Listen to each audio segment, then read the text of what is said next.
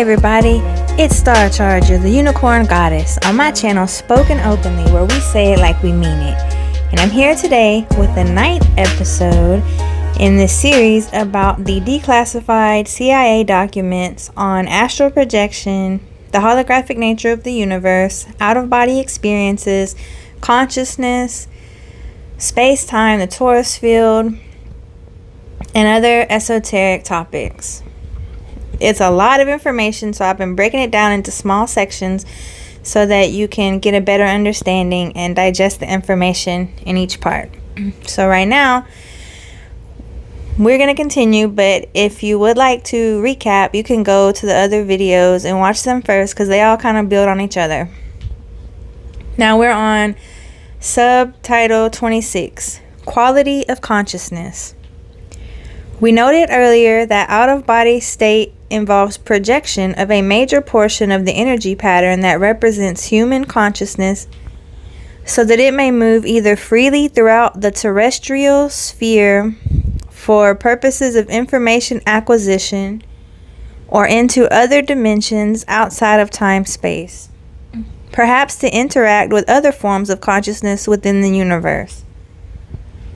Consciousness is the organizing and sustaining principle that provides the impetus and guidance to bring and keep energy in motion within a given set of parameters so that a specific reality will result.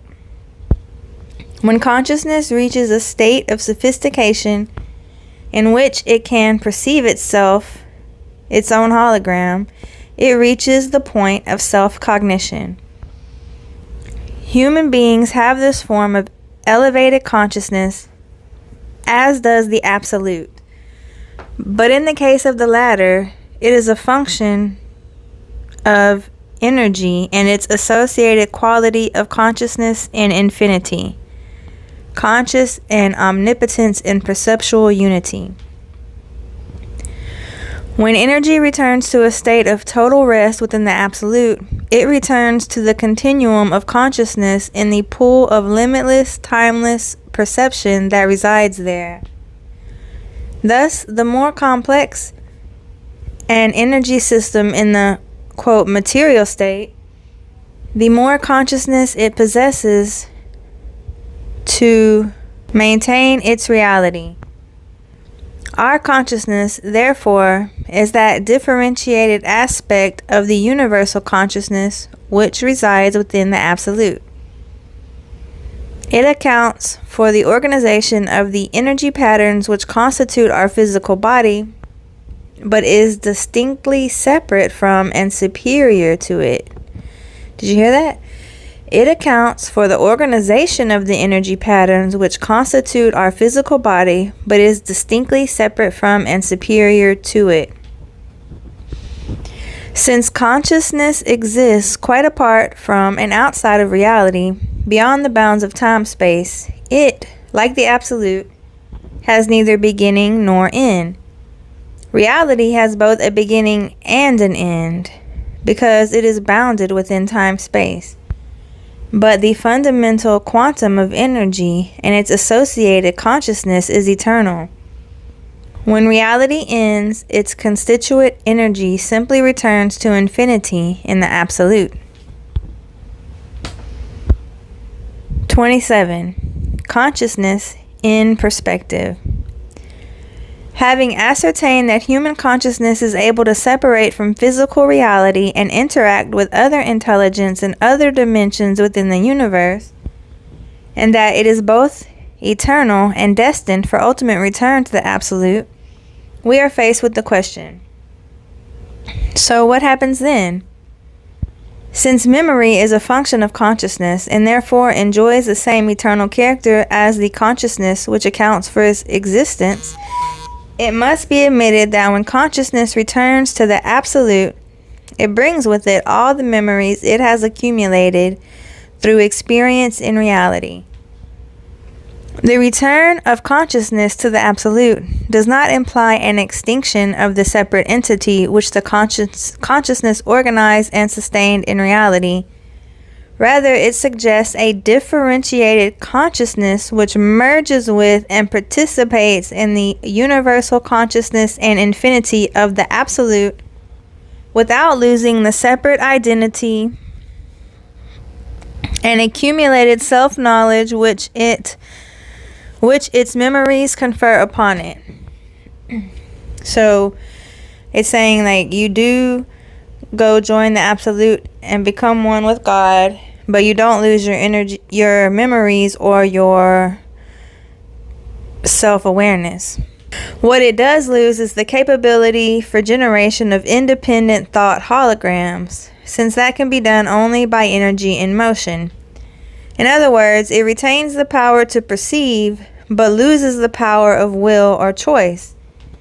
In exchange, however, this consciousness participates in the all-knowing, infinite continuum of consciousness, which is a characteristic of energy in the ever-present. Consequently, it is accurate to observe that when a person experiences the out-of-body state, he is, in fact, projecting that eternal spark of consciousness and memory, which constitutes the ultimate source of his identity, to let it play in and learn from dimensions both inside and outside the time-space world in which his physical component currently enjoys a short period of reality. 28. Gateway Method. Having put the gateway experience in context by postulating a structural outline of how and why it seems to work, and having shown what it is designed to achieve, the time has come to examine the specific techniques which comprise the gateway training process. These techniques are designed to enable the user of the gateway tapes to manipulate the high energy states, which can be achieved if the user continues to work with the tapes over a period of time. The amount of time required to reach advanced energy states and to fully exploit the technique varies with the individual. The sensitivity of his nervous system, his general state of mind, and the extent to which he may have previously developed facility in related techniques such as transcendental meditation are all pertinent factors affecting the speed at which he may expect to progress. The gateway process begins by teaching the individual participant to isolate extraneous concerns in a visualization device called an energy conversion box. Next, the participant is introduced to a method of encouraging his mind and body to strive to achieve a state of resonance through utterance of a single tone, a monotonous, protracted humming sound that sets up a feeling of vibration, particularly in the head. He engages in this resonant tuning, as it is called, by humming along with a chorus of such sounds that are contained on the gateway tape. Following this, the participant is exposed to the gateway affirmation and is encouraged to repeat it to himself as he hears it repeated on the tape. The affirmation is a statement to the effect that the individual realizes that he is more than merely a physical body, and that he deeply desires to expand his consciousness. So you get into a meditative state, you lock all your cares into a visual box like a trunk or something in your mind so that you won't worry about them while you're trying to concentrate. You tone, which I don't know exactly what tone they mean, but toning is like and other sounds like that. You tone along with the music, and then you repeat an affirmation, though they don't give the exact affirmation here, but you repeat the affirmation over and over. That's basically saying, you know, you're more than your physical body, and you really want to expand your consciousness. All right.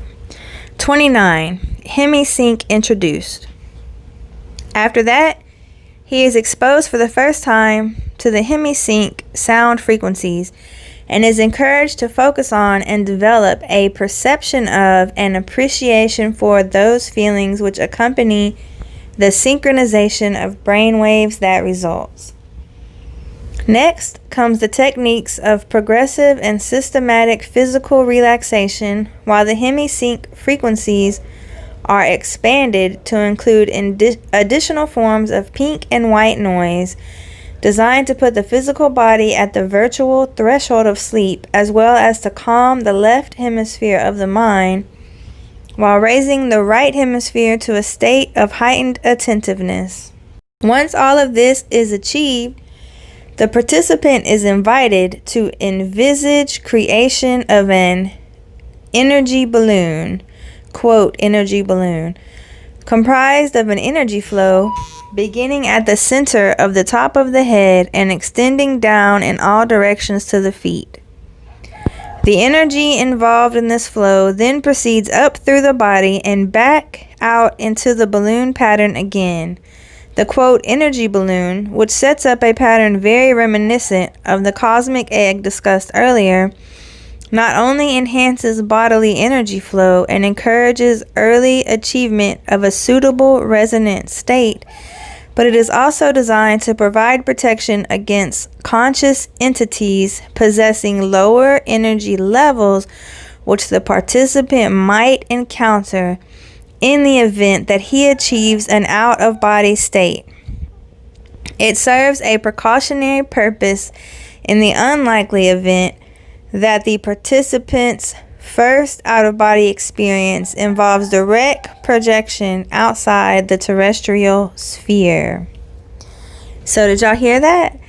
They are confirming that low vibration entities do evolve on other planes, do exist on other planes, and these low vibrational entities may not be friendly. Now, you can call that several different names. Could be an evil spirit, could be a reptilian, could be a demon, could be several different ways to describe that. But the CIA in these documents are confirming in a roundabout way that there are conscious entities that possess lower energy levels, which you might encounter if you happen to project outside of our earthly plane. Another thing I'd like to point out here is they talk about how they get the participant to envision the energy flowing up through the center of their body and out around them like an energy balloon. And this is similar to the cosmic egg that they described earlier, or the torus field. And what I also would like to point out is it's also similar to the field that our human body does create anyway. They're just making it stronger.